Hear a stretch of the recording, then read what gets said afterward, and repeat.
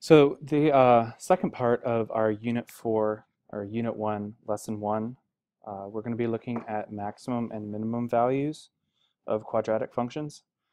So here we're looking at another key concept, and you can see on the screen it says that the graph of a function ax squared plus bx plus c opens up, so it faces up if it has a minimum value if a is bigger than 0, and it opens down if and has a maximum value when a is less than 0.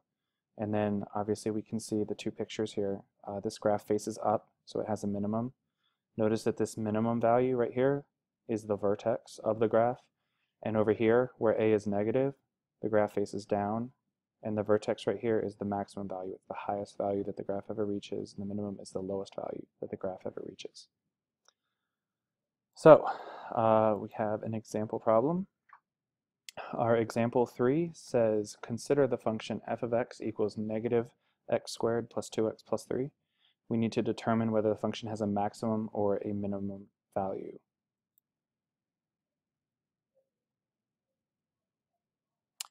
Again, you want to write down your a, b, and c values for the function.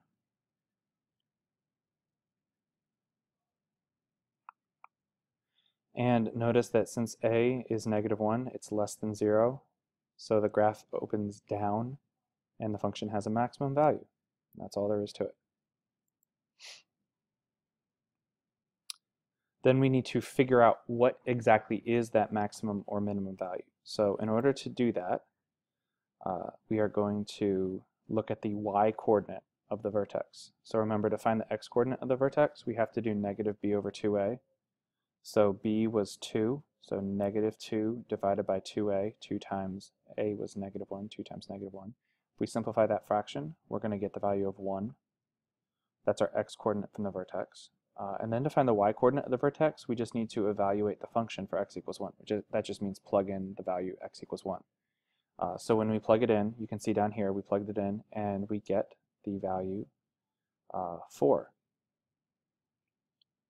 So that's going to mean that our maximum value is going to be 4.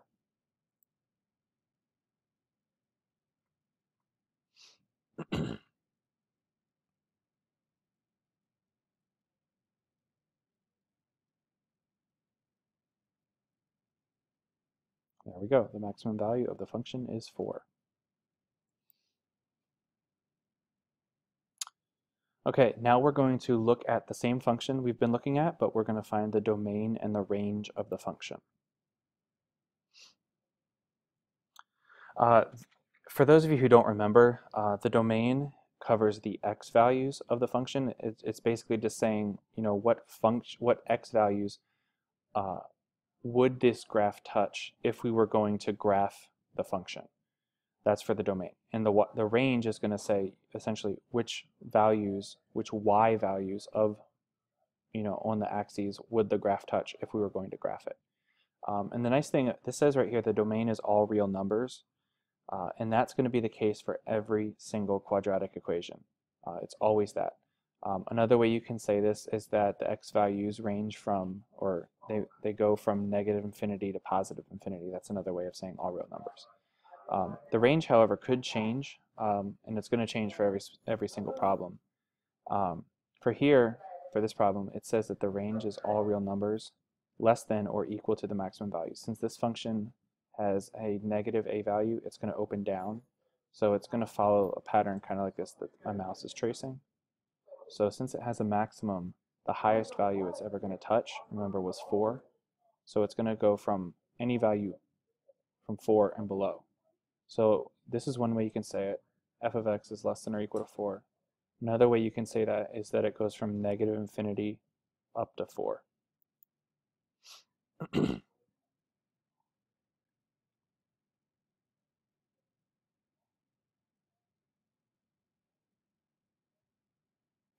So here we go. The domain is the set of all real numbers.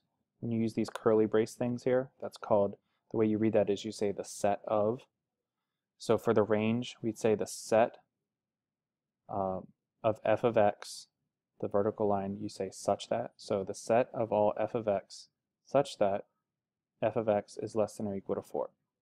And remember, f of x is just another way of saying y, so we could also say the set of all y such that y is less than or equal to 4. All right, here's an example for you guys to try on your own.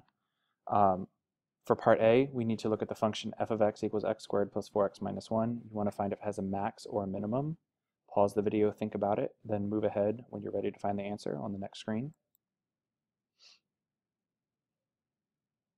And our answer here, of course, is B. It has a minimum since A is a positive value.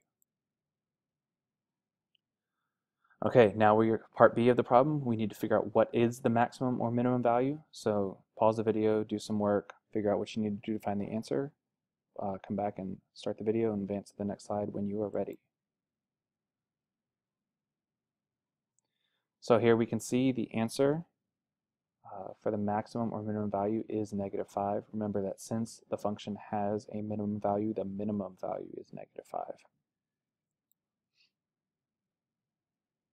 All right, part C of the problem. What are the domain and the range of the function? Again, pause the video, think about it. Once you have an answer, come back and get ready to go to the next slide.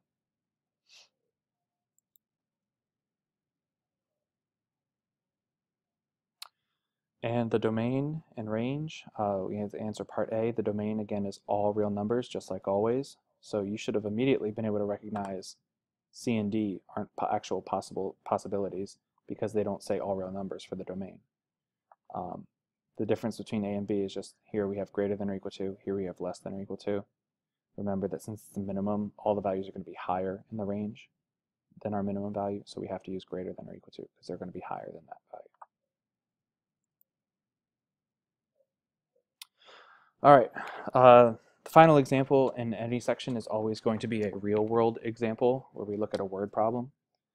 So this problem here says we have a souvenir shop, sells about 200 coffee mugs each month for $6 each.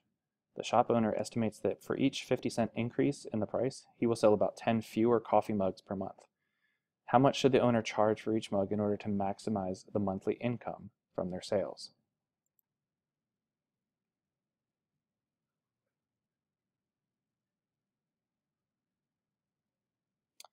So we can see here in words, if we're trying to maximize our income, income is essentially just the number of mugs times the price that you sell a mug for. So then we're going to translate these words into variables. So our variable is going to be x, and it's going to stand for how many 50% price increases there are, the number of 50% price increases.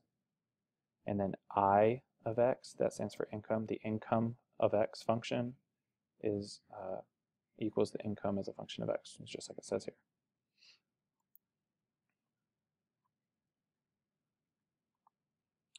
So thinking back about that sentence from words on the previous slide, it says here that income is the number of mugs times the price per mug. So we're going to take each of these phrases from the sentence and translate them into some variable expression. So remember, income was our I of x function, is, remember that always means equal, the number of mugs, 200 minus 10x times the time sign, the price per mug, 60 plus 0.50x. Remember that the 0.50x, that was how many 50% or 50-cent price increases there were. So here's the 50 cent, x stood for the number of price increases. And remember that every time the owner figured out that every time he raised the price by 50 cents, he was going to lose 10 sales from his number of mugs. So that's why it's subtracting 10 times the number of increases that he's going to do. Here we're adding $6 plus the 50-cent increases times the number of increases. Then we need to multiply these together. You can sit around and do he's essentially foiling. We're foiling here. Remember, FOIL is first, outer, inner, last. The first number from each one, 200 times 6.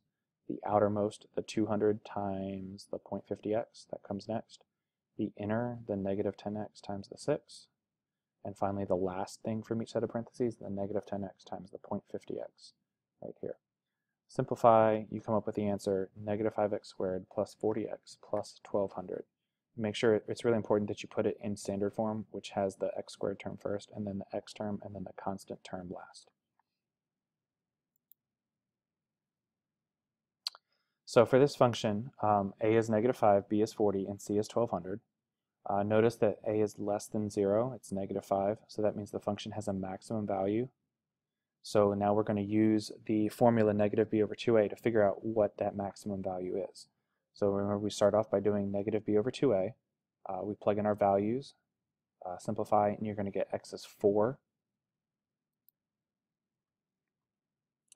So what that means is that the shop is going to make 4 price increases of 50 cents to maximize their income. So if you think about 4 price increases of 50 cents, 4 times 50 cents comes out to be $2. The original price was 6. 6 plus 2 is 8. So the mug price, the best mug price in order to maximize their sales is going to be $8.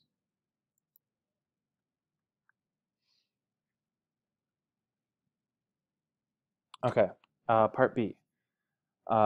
Same scenario here. The question that they're asking us this time is, what is the maximum monthly income the owner can expect to make from these items? So what we're going to look at here is, we already know the price that he needs to charge for the mugs, which was $8, but we need to figure out what income is that going to generate if he sells his mugs for $8.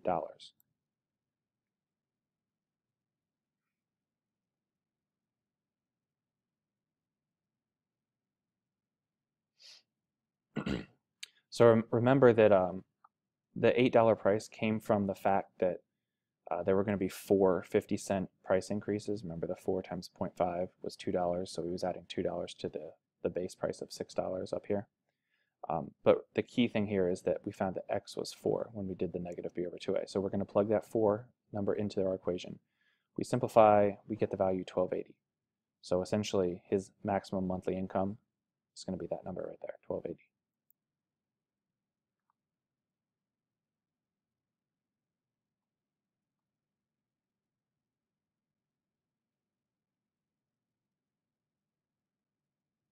There we go. Maximum income is 1280.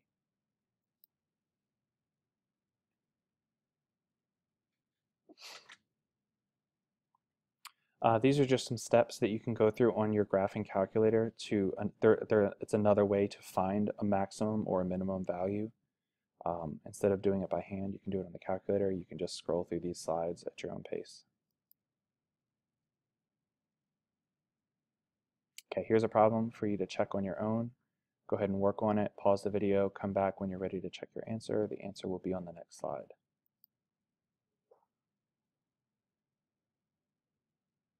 Answer to this question is C.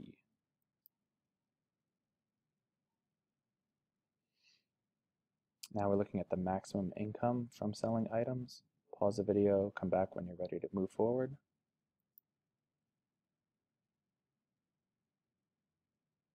Answer again is C. Okay, that's the end of Unit 1, Lesson 1 on graphing quadratic equations.